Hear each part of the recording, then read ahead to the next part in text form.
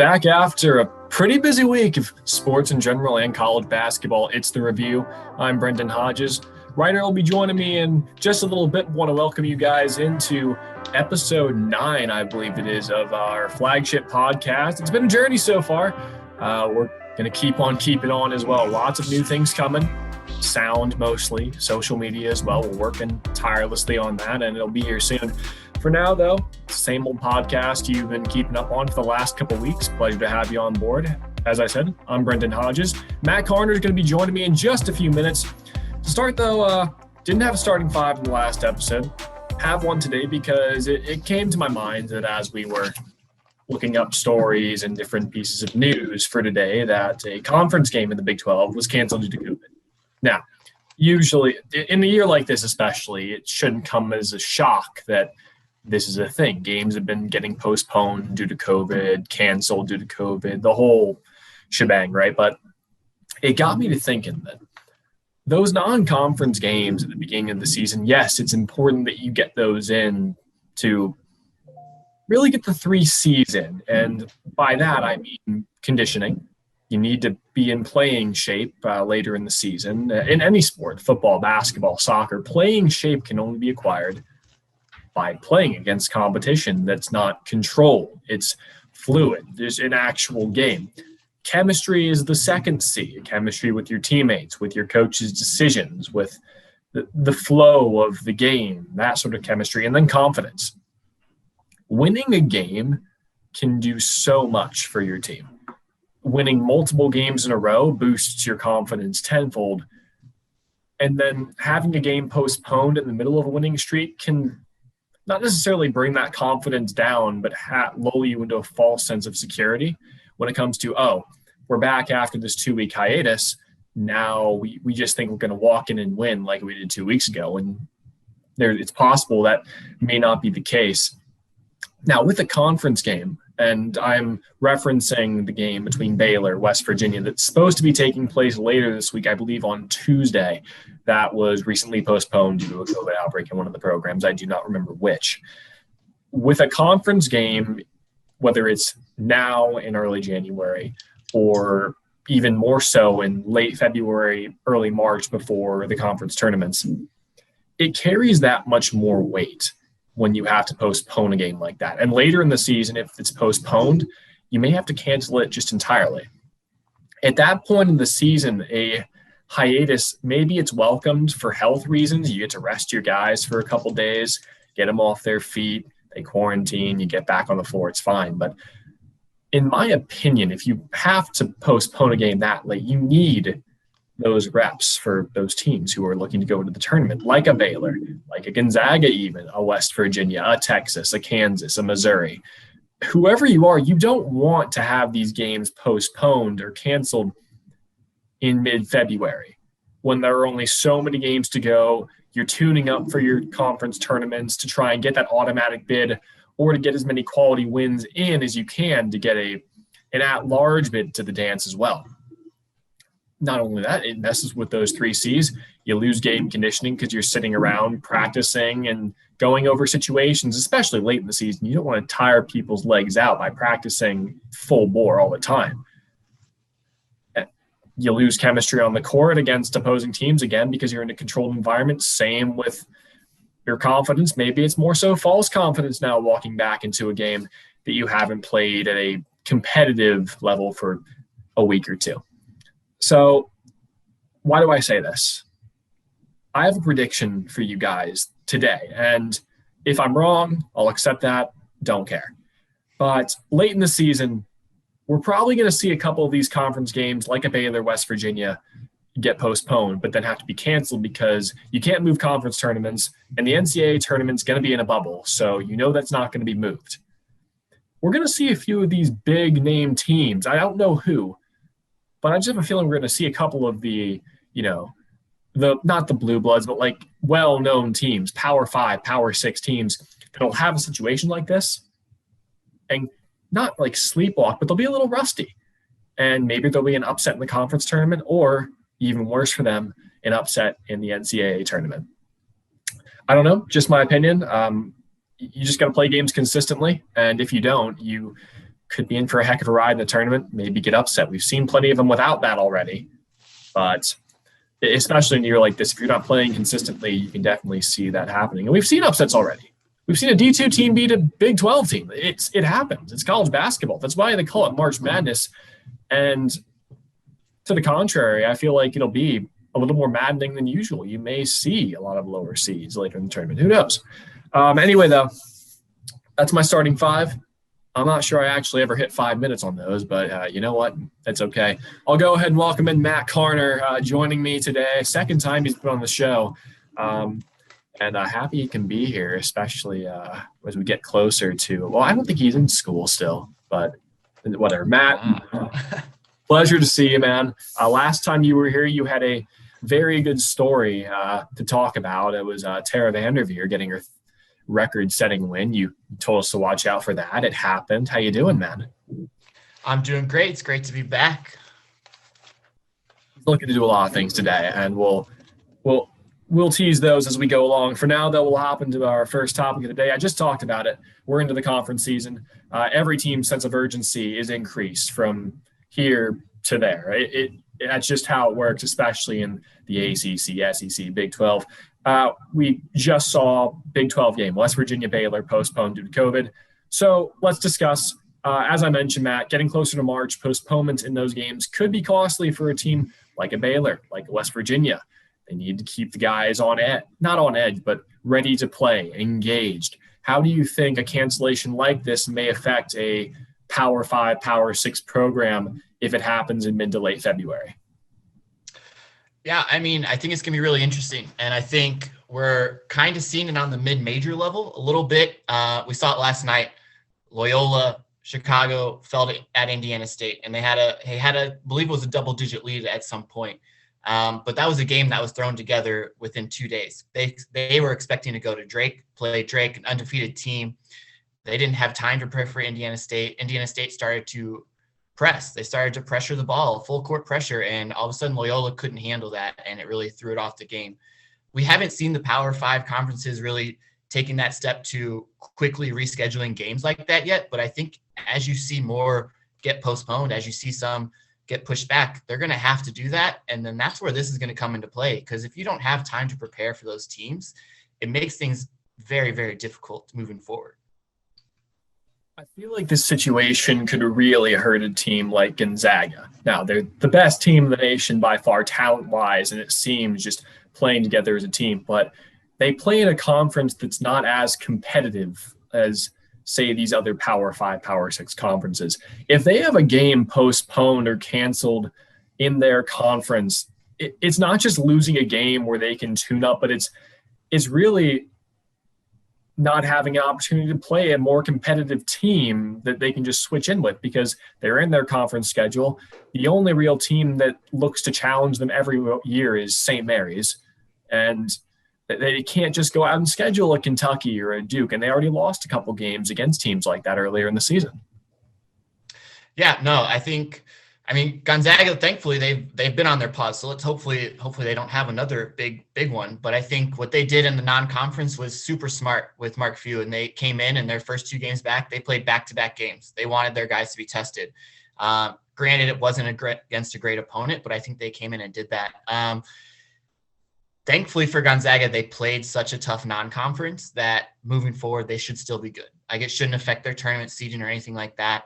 I think that's a conference that missing out on one of those games, it's not going to be as big and probably more likely to be canceled because Gonzaga misses a game. It's probably not going to affect the standings in that conference. They're pretty much going to win that. And so I think that's going to be the question moving forward a lot is once these power conferences kind of get there, are they going to have this place where we're either going to cancel this game or we can't cancel this game because this team is tied for first. And if they win, they're going to be the number 1 seed in the conference tournament moving forward. And it's going to have tons of implications on seeding in March. So I think Gonzaga is a type of team. Baylor, we've seen it already too. They were on shutdown. They scheduled the exact same way. They had 2 games back to back.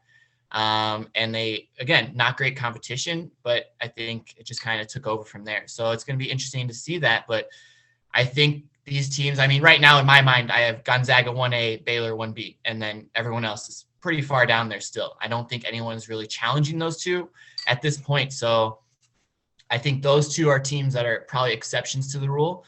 But we've seen it a little bit before. I know it's not as big of a deal because Butler's not great this year, but Butler came back and their first two games after a long pause, they had Villanova and Indiana. Not a great way you want to set up, but they were competitive with Villanova for the first half, and then their legs got tired. They were competitive with Indiana for about 30 minutes, and then they got tired because they just weren't ready for it. So it'll be interesting. I think that's where the biggest question is going to come in is like, how do these teams, like you said, stay in that game shape and keep those legs under them so that they can continue to compete?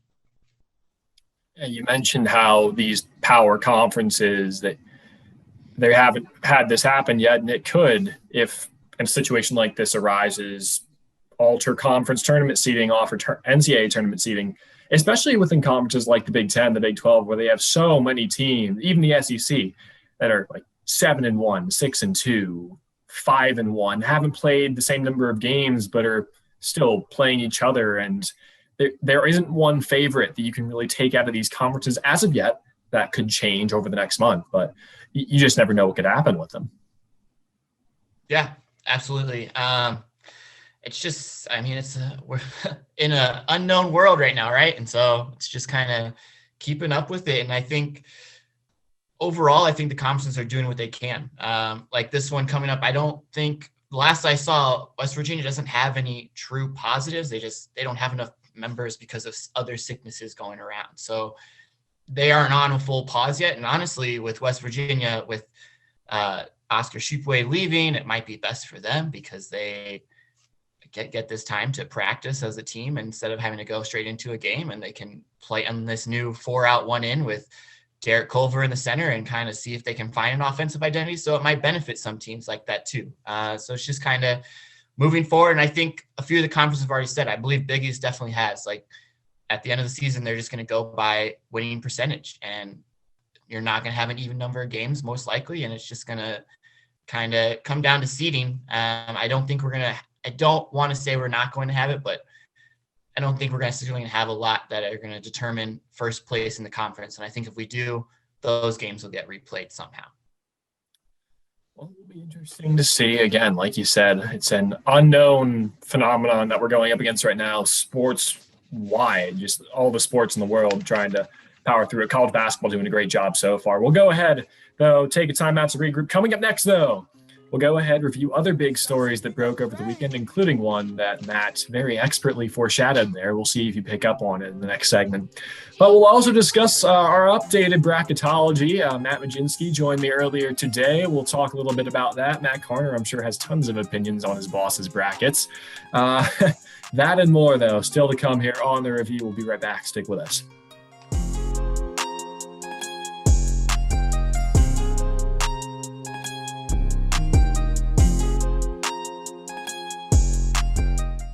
Check out the newly revamped cbbreview.com. If you're looking for a ranking of mid-majors by our man Matt Karner here, we got that.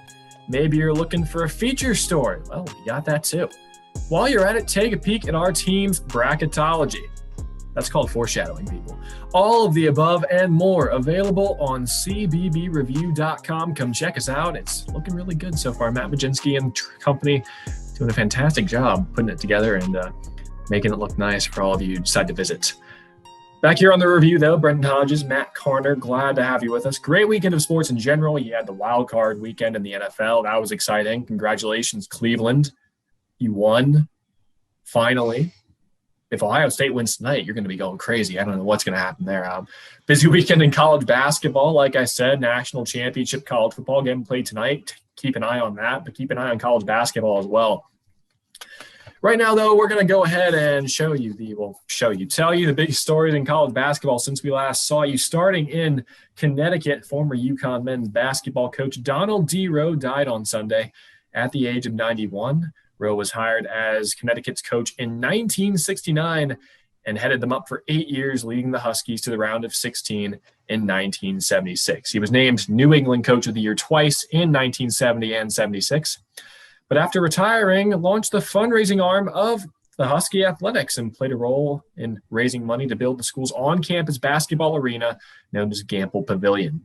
In 2007, Rowe became a member of the inaugural class of UConn basketball's Huskies of Honor with a plaque in Gamble Pavilion, and in 2017 received the John W. Bunn Lifetime Achievement Award from the Naismith Memorial Basketball Hall of Fame. He will surely be missed by people in college basketball everywhere in that. It's a tough loss for the college basketball community. Yeah, it absolutely is. And unfortunately, it seems like we've had a lot of prominent coaches this past year who have kind of suffered that. So just kind of keeping our thoughts and prayers with UConn and his family and everything like that. Moving on, the NCAA, just in general, preparing to delay a vote on legislation that would permit college athletes to receive compensation for their name and likeness. The AP obtained a letter emailed by NCAA President Mark Emmert to the Department of Justice's Antitrust Department that stated the NCAA believes that our current amateurism and other rules are indeed fully compliant.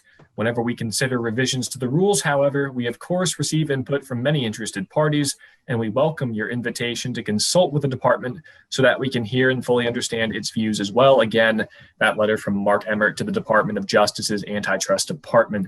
Now, the vote, of course, is in response to 6 different states in the nation passing legislation that could override the NCAA's rule barring college athletes from cashing in on their fame. In addition to that, the federal government is also pushing legislation on a national scale.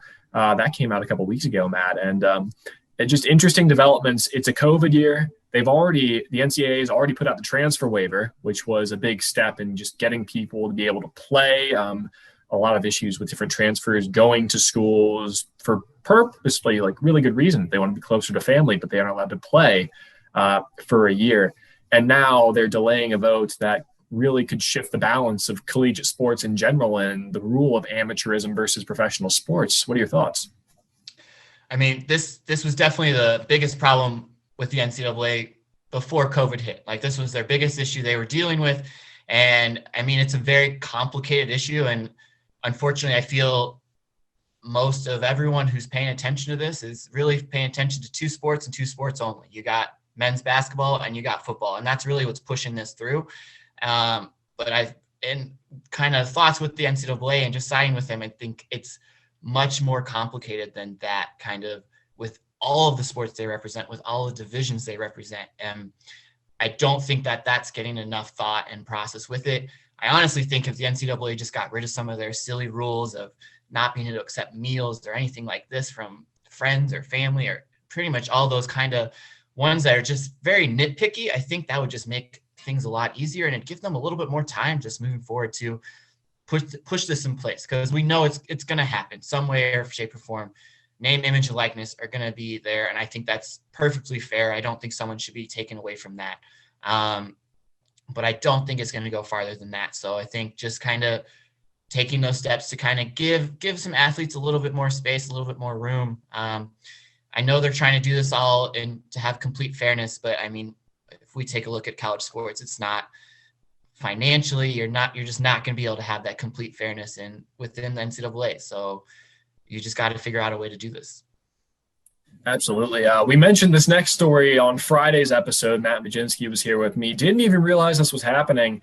But guys, the daughter beat the dad this weekend. I don't mean that in the bad way. Holy Cross taking on Army in the Patriot League women's basketball doubleheader this weekend. At the end of the weekend, though, Holy Cross head coach Maureen McGarity had a 2-0 record against her father, Army's head coach Dave McGarity. The Crusaders dismantled the Black Knights, beating them by double digits in both games. On Saturday, Holy Cross won 80-46, and on Sunday, it was more the same in a 61-42 win. Very cool story on the women's side. Father and daughter coaching against each other. Maureen, of course, in her first year at Holy Cross, and has 2 wins against her old man.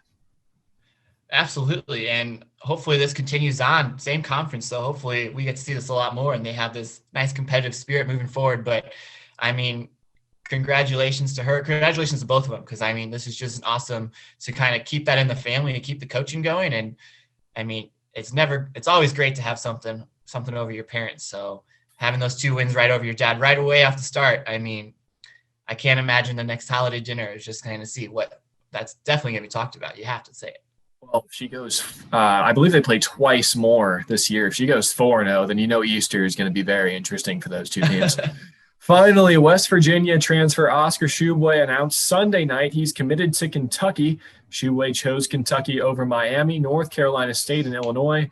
He'll be able to practice with the team this year, but will not be eligible until the 2021-2022 season. And Matt, you mentioned this Tshiebwe, integral, well, maybe, I believe an integral part of that West Virginia team from last year, tried his luck with the draft last year, decided to come back, and we'll see if he ends up staying at Kentucky next year. He's said that he wants to try out the draft combine again this year, and then we'll see. Maybe he goes back. Maybe he goes pro. Who knows? Yeah, I mean, it's an interesting one. I'm still trying to wrap my brain around it. I think for Kentucky, it's great.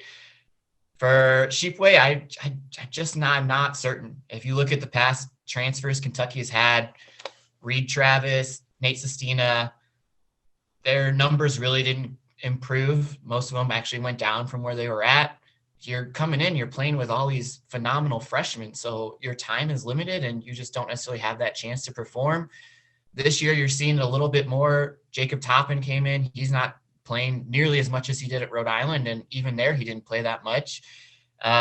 Olivier Sarr and Davion Mintz, they're getting some minutes. They're doing much better and everything, but in my mind, I think the fact that he left is not because he needed to. I think he just couldn't handle Huggins, and I don't think he'll be able to handle Calipari. I think Huggins' line when he said he's not running the way he ran before, I think that kind of says a lot. Just kind of, I don't think that he took the time this offseason, and granted, it was an extremely hard offseason for anybody there. I don't think he took the time and the work that he needed to do to improve his game. So he was being overshadowed by Culver, and he didn't like it. So he's going to move on to Kentucky, where they've already signed 2 power forwards, and we'll see if he can handle it there. But I don't know if it's great for him. I think for Kentucky, it's going to be great, though. Well, those are the biggest stories in college basketball since we last saw you. We'll go ahead and move on to our first bracketology segment ever. So Mat Mlodzinski, he's the boss, man. He knows what he's doing. He hired everybody here. I think I volunteered, so I don't know if anybody actually gets hired here. Talk a lot of crap about him, but he's a good guy. Runs our bracketology. Had a very interesting bracket this week. And we were talking about it a little bit earlier today, and here's the conversation that we had. Well, here with Mat Mlodzinski. He's flying back from South Carolina right now, on his way back to the cold tundra. That's why we're here a little bit earlier today. The boys will see this later, Matt. But I want to talk about your second version of bracketology this year. You don't have a new one yet. The ranking just came out. You were looking at those. Upon first look, though, is there anybody that you think is going to be moving up and down based upon how the ranking shaped out today? Yeah, definitely. Obviously we see UConn into the top 25, so that's the first team that you take of note. I still don't know if I can see them above the 7 or 8 line right now because they just haven't played that many games and don't have a real quality win, but they're a team to keep an eye on. And then there's really plenty of teams. Stanford and LSU I had in my first 4 out the last time I did the bracketology. I think they're going to be both moving in. Stanford had a couple of wins this week. LSU did too, so those are 2 teams to keep a big eye on. And then Alabama, a team that's been really hot. I really think the Crimson Tide are someone that people need to start watching more of. They're in an SEC that's a little bit weaker, but they've had some pretty big wins. Well, speaking of all these Power 5, Power 6 teams, if we want to include the Big East in there, maybe even the A-10, you've got a lot of them in there, whether they are conference tournament winners or at large bids. How many at large bids do you see going to a mid-major school that maybe can't play as many games, had some games canceled because of COVID? How many of those teams do you think there will be mid-majors who get at large bids? I know that it might change again. I don't have my official bracketology out yet. I think I'm going to try to get one maybe in the middle of the week. I might post maybe even tonight if we can get to it. But right now I think you start with the Missouri Valley Conference. I had Loyola Chicago in at the last one. They're now 7-3. They're still a really good team, but I think you just got to move Drake in there. They're 13-0. I know they don't have the same type of quality of wins and schedule, but they've just kind of deserved to at least get that projection for now. And then you look at a BYU. I know that, BYU is kind of a team that's good often, but, it's not like they get in every single year, and it's still a mid-major conference. I think they can definitely steal a seed. They're 9-3. They did get blown out by Gonzaga, but if they can at least go, let's say, lose no more than 4 games in their conference slate, they're going to have a real good shot at getting in. Houston's another team in the American. I think they're going to win the American, but it's just the fact that they could really rise up all the way to a 2 seed. I can't see them getting a 1 unless they just run the table from here on out. And then, you look at the San Diego States, the St. Louis, Richmond's a team that's hanging on. And then I kind of got other teams of note, VCU, Tulsa, St. Bonaventure. I could really go on and on. The Mountain West is really deep. You've got Boise State, Utah State. You've got a ton of teams out there in that conference. And I know that it might not be deep right now as far as mid-major teams getting at-large bids, but there's going to be a lot of them come the end of the year that have a real good shot. Looking at the now big conference teams that are just present throughout the 1 through 4 lines, and you have the teams like Tennessee, like Baylor, Wisconsin, Iowa, Villanova, Kansas, a lot of teams that are really good but that are going to be playing against each other as the year moves on. Which one of those teams do you think could fall out of that 1 through 4 line and have to play a couple of games as the road team against maybe an inferior opponent, or just have a rougher road to get to the Final Four? Yeah, I think going off of that, I'll really highlight 2 teams. I think West Virginia right now, and I won't have them as a 4 seed in my next bracketology. They'll probably move down to a 5 or 6, but they're still a team that, without Oscar Tshiebwe, it's just kind of tough. I mean, I don't know how they're going to do the rest of the season. I know they kept it close with Texas, but I don't know if they're going to be able to do that and keep games close all season long. But really, to me, it's Baylor as the 1 seed. I mean, I see a team that's very, very good defensively. I still question their offense at times. I know it can score, but it's not as explosive as an Iowa or Gonzaga. So, and I'm not saying they're going to lose to a 16 seed like Virginia did, but you put them up against another team that can really shoot threes and maybe defend them a little bit, and you could see Baylor out in, maybe even before the Sweet 16. I don't have them in my Final Four. I just need to see them against the best of the best in the Big 12, which you really have yet to see yet. And then lastly, to the 12 and through 16 lines, a lot of mid-majors there. Teams that have been here before, done that. Loyola Chicago, made a Final Four run. Belmont always seemed to give everybody trouble. South Dakota State, very consistent, and they can make people have headaches too. And then UMBC, first 16-over-1 upset ever in the NCAA tournament. Which one of those teams from that 12 line to the 16 line do you see making a deep run into March and pulling a couple upsets? There's 2 right there that could even push if they can run the table for an at-large bid as well. But Winthrop, who's 11-0, they haven't played a tough schedule, but they're 8-0 in conference. And anytime you get a team that can win their conference, I don't care how bad that conference is, that's still a remarkable feat. And then you've got Bowling Green, a team that kind of kept it close with the undefeated Michigan team in the first game of the season. And Bowling Green has a lot of talent. They play in the MAC. That's not a bad conference. They play enough teams where they could be ready for maybe a first or second round upset. And then you've got those real low seeds to keep an eye on, the Colgate, Siena.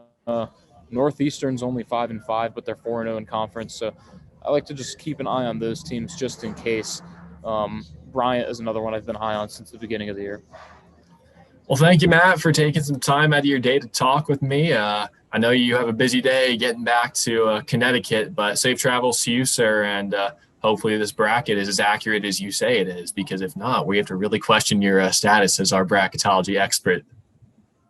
Thank you. I know last year I think I got 65 of the 68 teams in. This year I'm aiming for at least 1 or 2 more. I know it's tough to get all 68, but that's the goal.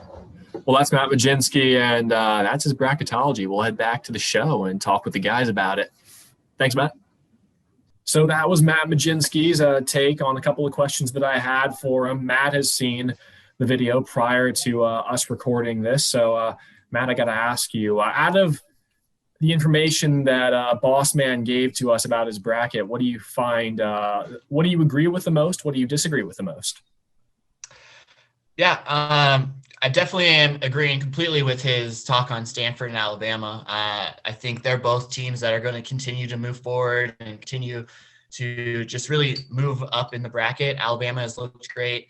Hopefully for them, Western Kentucky keeps winning because they've lost 2 games in conference now. So that's kind of hurting them a little bit, and that loss isn't looking as great anymore. But I am high on Alabama. I do think UConn will move up. I think Matt mentioned 7 or 8 seed. I do think they might align with that.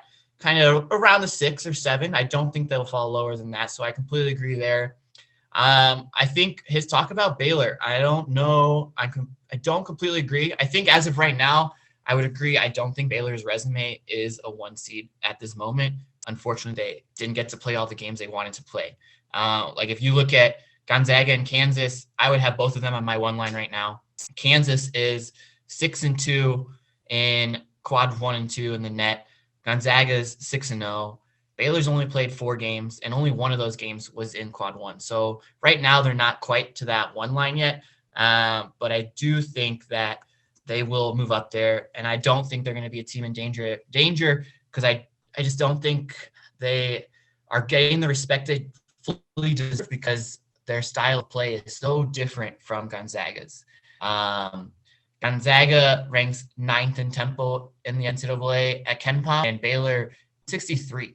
So Baylor is still winning these games. They've won every single game by double digits, and they gain the respect they deserve because early on the games are close. And Gonzaga, within first 3 minutes, they're up 22. That's because of their tempo. So I think Baylor, it takes them a little more time to separate them, but their offense and their defense are great. So I think they'll be moving there quite nicely. Well, I got to ask you then, one of the other questions I asked Matt were how many mid-majors he thought may get a at-large bid if they don't win their conference tournament. What are your thoughts on that? That is one of the biggest questions this season. And unfortunately, I think it's going to be less than normal because of the non-conference slate. I'm hoping that the conference or the committee really takes a look at these teams, and it's going to be a lot more based on the eye test, I think, this year instead of just based on their resume. And unfortunately, when you look at an eye test compared a mid-major school and a power program, like it tends to lean towards that power program. So I think it's going to be much harder for them to get in as an at-large. I think the only conferences that I think that have a chance at this point would be the Mountain West and the A10. I don't consider the American a mid-major. I think they're just kind of floating around themselves in there in the middle there. But I do think they'll get a few more, but I don't think any other conferences are going to have that chance. Possibly the West Coast Conference, and I think BYU will decide that this week with their schedule, and if they can keep in that running and in that race. But I just don't think any of these conferences are really going to. Mountain West will probably only get 2 if they get more than 1, and the A10, I don't think they will get more than 3, if that. Lastly for you then, what team that's in Matt's field right now can you see dropping from the field by the time the tournament comes around? I'm not fully sold. Oh, man. I would say I'm not fully sold on Stanford right now. I don't know if he fully has them in, but he mentioned them possibly moving in. And I think for me, the Pac-12, again, it's just one of those years they're not super strong. And I think Stanford is there, but they just aren't ready to take that next step yet. So I think they're going to be inconsistent and unfortunately suffer a few losses here or there that might not be super helpful for them. And moving forward with the Pac-12, they have a couple chances with everybody in the conference still, but I think Arizona State's not looking as good as people expected. So really it's kind of Oregon and UCLA, and USC's been out there. So those are the ones that they really need to get those wins, and hopefully they can. But otherwise, I think they're going to get a few losses in there that are not going to be helpful. And so it'll be definitely a question and kind of sitting on the fence there on Selection Sunday. Well, we'll do this every week. Hopefully Mat Mlodzinski won't be traveling, so we'll be able to have him join us live for this segment and get criticized in person. He'll see it afterwards, though. It'll be fine. We'll go ahead and take a break, though. Up next, a new twist on At the Buzzer. This one, though, our best and worst of the weekend plus. The segment that gives all the writers headaches, and my favorite segment, our three-point play. We'll be back in just a bit. This is The Review.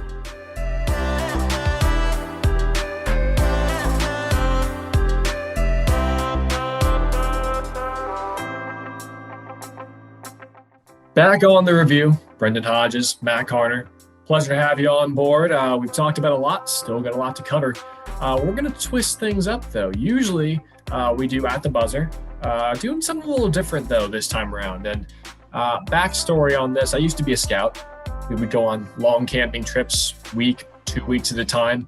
One of those was in New Mexico. If you ever heard of Philmont Scout Ranch, very cool place, 60 degrees literally every day. Mountains, horses, cattle, fantastic place, fantastic ranch to go hiking on. I definitely recommend it if you get the chance, scout or not scout. But we had this thing that we did every night. We'd set up a campfire. Everybody would sit around it when the dinner was done, everything was clean, getting ready to go to bed.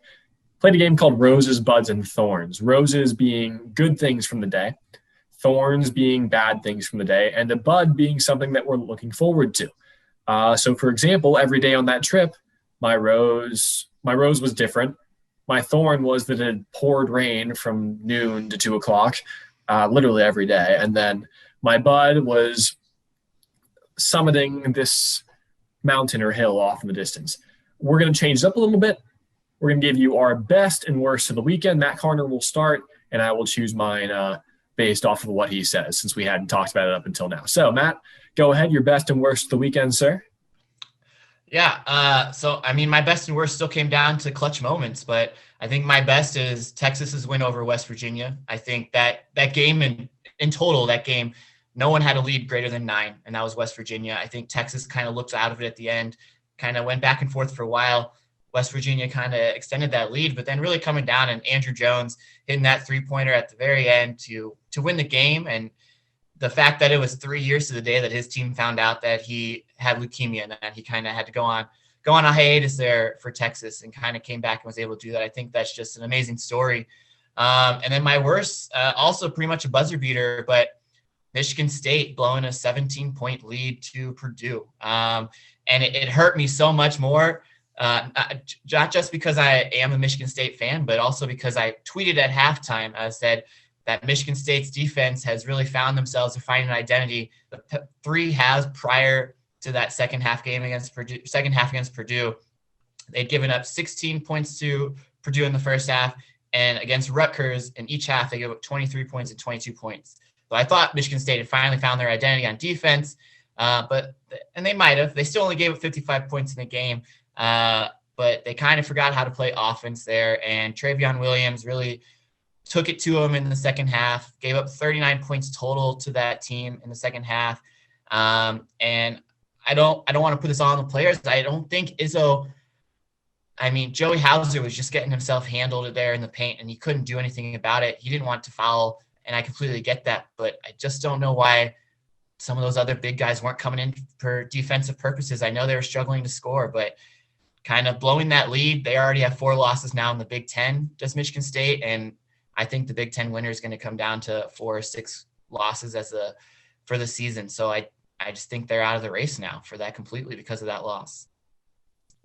Well, I'll start with my worst of the weekend, and I think the worst of it for me is what we talked about earlier, the NCAA postponing their vote on name, image, and likeness. It's a big conversation, and it got even worse with what you talked about, how this is really coming together with just 2 sports, football and basketball.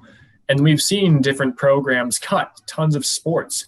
I think Stanford was a prime example. They have a lot of sports that you don't necessarily see, like schools play like a lot because they're on the West Coast. They can do that, and I believe they had to cut a few of them at least. So it's tough for that. My best of the weekend, though, I was going to go with the Andrew Jones thing too. So I'll go ahead and just stick with it. There was another buzzer beater, but it's just not the story that Andrew Jones is. And while he's been back for quite some time now, he hadn't had that moment, like that bookend to this traumatic thing happened to me and I worked my way all the way back. It's very similar to, we've had a couple of those this year, honestly. Alex Smith in the NFL, like 17 surgeries, leads his team to the playoffs. Yeah, they lose in the first round. He wasn't there because of that same injury, but it's still a great story. Comeback player of the year. Andrew Jones rivals that for just like how inspiring the story is. And you don't want to see those stories take place because that means that something bad has happened to somebody. But when they do, it's heartwarming and it sheds some light in a world that's kind of in limbo right now, a very gray, gloomy area, maybe a little bit of darkness in the world, shines a little bit of light there. So that was fun. Not the injury or leukemia, but that was fun. Best and worst of the weekend. Well done, Matt. And we'll keep doing that every Monday, best and worst of the weekends. For now, though, it's time for my favorite segment. Oh, how I love this segment. 3-point play, maybe 4-point play if Matt's lucky enough. Matt, I hope you watched the last episode because we've made some changes to the rules. So everybody, general rules, you know how it works. I got 3 college basketball trivia questions, a 4th if Matt gets all 3 right. Right now, he is at the bottom of the leaderboard right now with 1 point. Struggled. However, the door is open for you to tie for second or first place. Mat Mlodzinski, Ariel Putterman tied at 5 solely because Mat Mlodzinski couldn't handle the rule changes in the last episode, but I don't care. Everybody's getting them. Matt Waldman, Sam Bass tied at 4 points each for second, and everybody else has 1. So hopefully we get somebody who can get some of these questions right. Now, changes. You are allowed 2 mulligans for questions. And the reason I say that is because it is no longer multiple choice. You get to answer 1 time. I will not give you choices unless you use your mulligan. So use the 2 mulligans wisely. You don't know when a hard question is going to pop up. It's just luck of the draw. I have 3 questions here. We'll see if you get them, and we'll tally up your points here. Matt, again, 4 points down on the leaders. We'll start with question 1, though. Are you ready? Let's see what I can do this time. All right. So the first question stems around the women's national championship. So from 1995 to 2003, only 4 teams won the women's national championship. 3 of those teams, Connecticut, Tennessee, and Notre Dame. But who was the 4th? All right. So off the top of my head, I was thinking Tennessee and Connecticut. And the other one I had in mind was actually Stanford. So I'm going to say Stanford, but it was 2003. From 1995 to 2003, 4 teams won all of those national championships. So this team won it in between that time period. If you need time to think about it, please do so. No, I'm gonna stick with Stanford there. I do believe I know they had them. I hope it was in that range though. Oh, that's tough, Matt. The answer was not Stanford. That was one of the choices you would have gotten had you used your mulligan. The answer is actually Purdue. Purdue was coached by Carolyn Peck. They beat Duke 62-45 to win the title in 1999. Not off to a good start, but you know what? That was a tough one. That was a tough one. We'll get better as we go along. Maybe you guys will actually study up for these things and look into random stuff that I look into. Anyway, so last time out, I had a question for Mat Mlodzinski about Cameron Indoor Stadium. I have another venue question, though, and it's not about Cameron. There are plenty of other great venues in college basketball. You know a few of them. You want to name a couple of them for us? I mean, you got Hinkle. Hinkle's up there. Fog Allen. You can't go wrong there. Just kind of having fun at both those places. Well, you're probably going to get this question right. So, you know them, Cameron, Pauley Pavilion, Allen Fieldhouse. But this team's home venue is affectionately known as the Fog. That would be Kansas. That would be Kansas. 1 point for Matt Karner. Helped himself out with that question. Well done, sir. Yeah, the venue is officially named Allen Fieldhouse, but it's named after Forrest Fog Allen. Coached Kansas for 39 years and has his name in the Fieldhouse. What a guy, right? What a guy. Yeah. Now not who you'd expect, right? No, not at all. Not at all. Anyway, so we've talked a little bit about the tournament today, mostly bracketology, and we're getting closer to it. 2 months away from the NCAA tournament. Are you excited? Oh, absolutely. Missed it last year. I'm ready. Yeah, well, that wasn't the question that you needed to answer, so sorry about that. So when it comes to the tournament, we've seen everything, right? Including a 16 seed upsetting a 1 seed, UMBC, Maryland, Baltimore County. My cousins went there for college. Really proud of it. They beat Virginia a couple of years ago in the biggest upset in the NCAA tournament ever. However, A similar situation almost happened in 1990. Top-seeded Michigan State had an overtime scare against this 16th seeded team. I'm gonna have to use a mulligan on this one. I'm gonna need those choices. Have to use a mulligan. He had one to spare as well, so it's tough that he'll only get 2 points out of this if he gets this right. Could have had 3 if he used it on the first one. So your choices are A, the University of California at Santa Barbara, B, Georgia Tech, C, Murray State, or D, Valparaiso. Oh, 1990. Oh, man. I am not sure about this one at all. None of those. I thought hearing a list of them, that one would stick out to me. It's the 16th seeded team, Matt. Did you really think that was going to help you?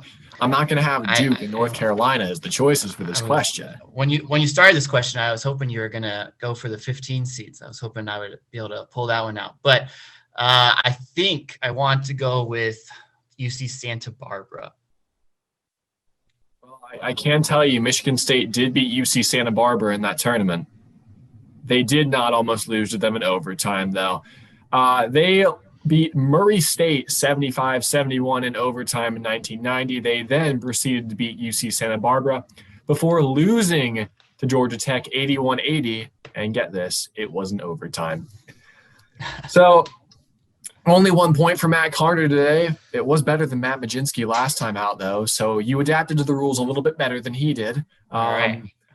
People just need to learn when to throw the challenge flag, man. You got 2 of them. You might as well use both of them. Use it or lose it. And again, I get to save my 4-point play question that is ridiculously hard that no one will be able to get. We'll see if I ever get back into the giving mood, though, and allow people just to have multiple choice again. It was too easy last time, guys. Also, if you have any questions that you want me to ask, please send them to a CBB review. Don't give me the answers. I'll research them, and we'll figure out how to put them into this. I'm running out of questions, guys, so please send me more. It'd be great. At BT Hodges play-by-play on Twitter, at Brendon Hodges on Instagram. Please do. Anyway, so we're going to go ahead and jump into our last break. Still to come, though, Matt Karner gave us a couple good stories the last time he was here to watch out for over the coming week, and hopefully he can do it again. We'll have stories to start your week, plus game picks for the upcoming week of basketball action. We're going down the home stretch here on the review. Stick with us.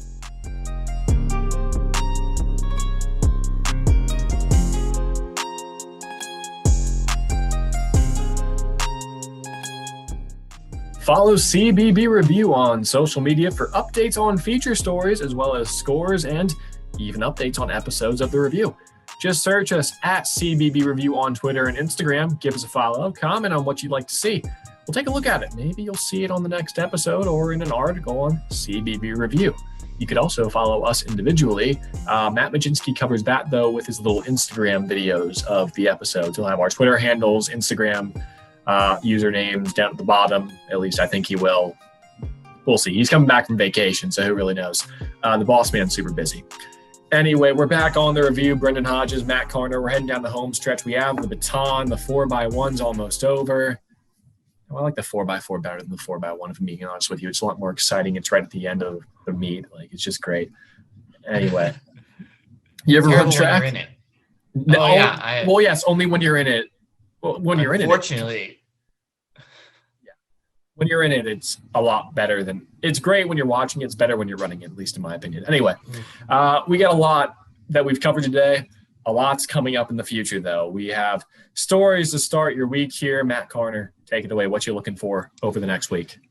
Yeah, I mean, there's a ton of good games this week. Unfortunately, one of them was canceled. But, I mean, when I'm looking at teams, there's none that fully just, really, really stick out to me as, these are the teams we have to watch this week. But there are a few. I mean, you got Alabama and Kentucky. I think both are coming off of good weeks. Kentucky, unfortunately, Florida's a good team, but I mean, they're still without Keontae Johnson. So I don't know what Florida truly is anymore. And Alabama had a fantastic week. They're going to play each other, and then kind of just moving forward with them. I'm interested to see what they can do this week. Same with UConn. I think Bo Knightsman injured here. He sat out this last game against Butler. We don't know if he's going to play against DePaul yet or not. So kind of seeing what they can still do without him if he doesn't play, I think is going to be very interesting to watch. And kind of, I mean, same thing. Michigan, undefeated. I think they are a good team. I am not 100% sold on them yet. So I am very interested to see what they can do against Wisconsin on Tuesday, and then playing at Minnesota, who is a much, much better team. I know they dominated them the last time they met, but they are a much better team. Marcus Carr at home is completely different than he is on the road. So I'm interested to see what they can do with that. And that'll finally be my final test of if I'm fully sold on this Michigan team or not. I'm still a little hesitant there. I think Duke's another one. We've seen them play 2 games, not great teams. They do have Virginia Tech on Tuesday, so that's one to watch out. And then on the mid-major level, I think we talked about earlier, mid-majors possibly not getting that multiple bids into the tournament. So I think San Diego State and BYU, this is a week that they're really going to have to perform. Otherwise, those bids are potentially gone. San Diego State just had a great week, 2 wins over Nevada, a very good Nevada team that is, I think, a year ahead of where they were expected to be. But they get 2 games at Utah State this week. So I think those will be very important for them, and they need to win those. I don't think if they lose both of them, I think their chances are falling away. I don't think they're completely gone yet. And then BYU at St. Mary's and at San Francisco. San Francisco, very inconsistent. They beat Virginia earlier this year, but they also have some losses that are just really questionable. And then St. Mary's is really always that second or third team in the West Coast Conference. So those are wins BYU really needs to have, because they haven't really gotten those wins in the non-conference to kind of lock in a place in the NCAA tournament yet. So those are wins that they can't. Those are games they can't afford to lose.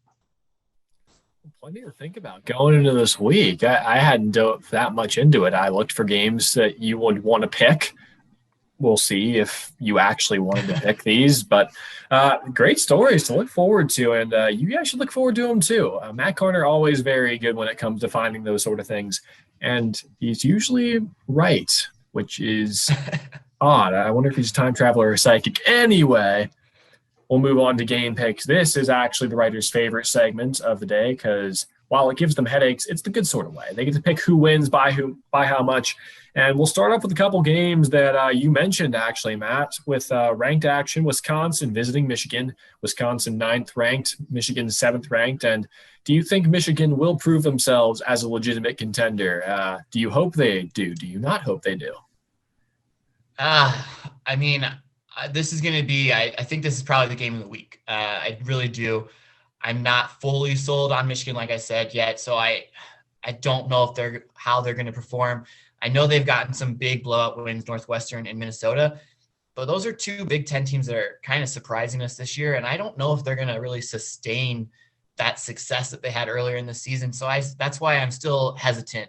I do think Wisconsin, I know Ken Pom right now has Michigan favored by 2 points. I do think Wisconsin is going to win this game. And I have them winning 72-68. I think their defense is just going to be a different level than what they've seen so far. All right, that other ranked matchup that you mentioned, Duke, with Coach K off of his COVID quarantine, will take on Virginia Tech. Duke ranked 19th in the nation. They struggled a little bit in the early season. They've slowly built their way back, had a close win at Boston College when Coach K wasn't available to be there and coach. But they take on a Virginia Tech team in a battle of what could define which of these teams stays in the top 25 or falls out. Yeah, and I mean, Virginia Tech's one of those teams too that are, I think, inconsistent this year. And I think Duke's past 2 games was very helpful for them because they weren't against great opponents, but I think they were closer, so they kind of gained that experience. And they're still without Jalen Johnson right now, so we don't know if he's going to be back for that game or not. It doesn't look like he is, but I do like Duke in this game. I think they will figure out a way to put it together, and they're slowly coming in. They've had plenty of time to practice, so I think I have Duke in this one, 77-70. Moving on to the Big East, Providence at Marquette. Don't have a lot of information on this one, and don't have anything creative to say about it. But Matt Karner, who are you picking to win? I think this will be a great game in the Big East. Marquette, however, let me double check. They've lost 4 of their last 5 games after they beat Creighton. So we got really high on Marquette because of that great win over Creighton at Creighton, but then they've just kind of fallen apart, and I think they're the team we expected them to be now. Providence, I think, started slowly, but as usual, they're putting it together, and I think they're putting it together much earlier this year. Nate Watson and David Duke have been phenomenal with that team. So I have Providence. I think it'll be a good game, as Providence tends to like to keep all their games close and win late if they can. So I got Providence 84-78. Well, more ranked action, this time coming out of the Big 12. A great defensive team in Texas Tech taking on an Andrew Jones. We love Andrew Jones, especially after his moment this last weekend. And number 4, Texas. In-state rivalry, Big 12 rivalry. Could get nasty. Who wins it? I like Texas in this one. Texas Tech is one of those teams, too, I'm still not sold on. I think they're still trying to figure out their offensive identity. And because their offense has been inconsistent and it has struggled, I think Texas's defense will be able to give them a lot of fits and a lot of trouble. So I do like Texas in this one. Final score, I got 68-60. Battle of a couple of mid-majors who are doing pretty well for themselves this season. It's Furman visiting the Citadel. The Citadel, everyone's favorite triple option sweetheart. This is basketball, though, not football. So Furman or the Citadel, both have had pretty good success this year. Furman's had success in multiple years leading up to this one. But who wins this game? Oh, man, I am so happy that we're picking for the Citadel. It's one of the only schools that I appreciate having "the" in front of their name. But Citadel's Hayden Brown, 8-0. It's their 3rd best start in school history. But I don't think they're going to come close to Furman. Citadel's 4 of their wins have been to non-Division I opponents. So I do think Furman's got this game, and I got them pretty handily. Ken Pom has them favored by 15. I would pick Citadel to cover on that spread, but I got Furman 80-70. Houston, they're ranked 11th in the conference that you do not think is a mid-major. Sorry, American Conference, you're too good to be a major, so he doesn't pay attention to you. They play South Florida at South Florida. Who wins this matchup? I don't think this one's going to be really that close. I think Houston's going to control it pretty much from the start. So I've got Houston 65-54. So the Big Ten's been interesting this year. Every team besides Michigan, has lost a game, and to somebody we wouldn't expect. Michigan State, like you said, they were up 17 at half against Purdue. They ended up losing the game. They play an Iowa team that's been upset a couple times this year. Minnesota got them earlier. They ended up beating Minnesota later on. Now they play Michigan State. Do you think Iowa may be overlooking Michigan State? Can Michigan State get the win? I definitely don't think they're overlooking them, but I do think Iowa's kind of turned the corner from that loss to Minnesota, and I don't think they've fully figured out their defense yet. And normally coming into a Michigan State matchup with Iowa's defense, where they struggle with the transition, I would be really worried for them. However, I don't really see Michigan State as a transition team like they normally are. And then we saw Travion Williams just manhandle the post for Michigan State in the second half. And that's all Iowa needs to do, is get into that post, get into Luka Garza. And I think they just will have it pretty, I think it'll be close for a while, but I think Iowa will pull away. I've got Iowa 82-72. In the Pac-12, Arizona State, you mentioned it, not as good as people thought they would be. Taking on an Oregon team that's ranked 22nd. Yeah, Arizona State absolutely needs this win if they want to change things around. They've lost 3 straight, and their biggest struggle comes guarding inside. And I think Oregon has enough players and enough talent on the inside to really take care of Arizona State. The question will be, is one of their guards just going to have one of those crazy, unbelievable games, which is easily possible for pretty much any of them. But I do like Oregon in this one, 83-71. Last two games, the last one's going to be interesting for you. You mentioned this team earlier as well. But first, SMU heading down to Memphis. Little party on Beale Street with those two teams. Who wins it, SMU or Memphis? Oh man, Memphis is one of those teams I was much higher on early on in the season. I think Penny Hardaway is a terrific recruiter. I think he did a fantastic job coaching his team early on until he really started getting a lot of talent, and that's where he's been struggling. SMU's been a surprise, but I do like them. Kendrick Davis has been amazing, and I don't know if Memphis will be able to handle him, so I like SMU 74-70. And then finally, a couple of teams hoping for an at-large bid to the tournament when March comes around. And they really both need this win because Gonzaga is no easy task for either of them when they have to play. BYU going to St. Mary's. Who wins it and keeps hopes alive for well, let's just say it, keeps hopes alive for getting to the tournament? I like BYU in this one. St. Mary's, they're again one of those teams that they can have an outbreak of a game and they can do really, really well. But I think they're inconsistent. They're missing that.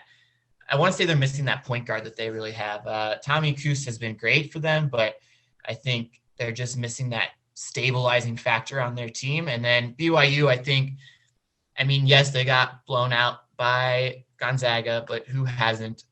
So I do like BYU in this one. I think overall they put it together. And Alex Barcelo, he's not going to be in the conversation for player of the year, but he really should be because he is a do-it-all-for-you type of player and gets the job done extremely well that no one's really talking about because he's out on the West Coast there. But I like BYU in this one, 70-60. I'll throw in a bonus one for you. You say you like only certain teams with the word "the" in the names. So tonight's college football playoff national championship. Are you taking the Alabama Crimson Tide or the Buckeyes from the Ohio State University? I didn't want to see either of them there, but I'm going to stick with Alabama.